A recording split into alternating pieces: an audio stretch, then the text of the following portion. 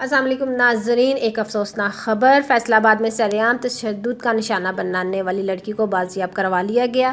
ملزم کے بھائی نے بچی کو غائب کروایا تھا۔ تفصیلات کے مطابق فیصل آباد میں دن دہاڑے تشدد کا نشانہ بننے والی 12 سالہ صدف مدینہ ٹاؤن پہنچ گئی ہے۔ پولیس کے مطابق بچی کو فرقان نامی شخص کے بھائی نے غائب کروایا تھا۔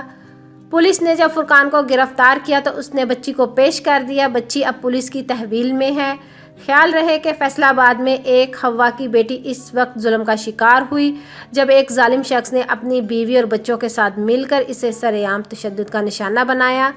واقعے کے مطابق سوشل میڈیا پر وائرل ہوئی یہ خبر تو حکام نے بھی ہوش کے ناخن لیے اور ملزمان کی گرفتاری اور متاثرہ بچی کو انصاف دلانے کی آواز بلند ہوئی اور ہنگامی اقدامات اٹھائے گئے۔ میڈیا رپورٹس کے مطابق بچی پر تشدد کرنے والے درندے کو گرفتار کر لیا گیا جبکہ بچی لاپتہ ہو گئی ہے۔ بعض ذرائع کا کہنا ہے کہ بچی کو اباہی علاقے میں روانہ کر دیا گیا۔ اس سے قبل وزیر اعلیٰ پنجاب سردار عثمان بزدار کا فیصل آباد میں گھریلو ملازمہ پر تشدد کے واقعہ کا نوٹس لیتے ہوئے RPO فیصل آباد سے رپورٹ طلب کی تھی۔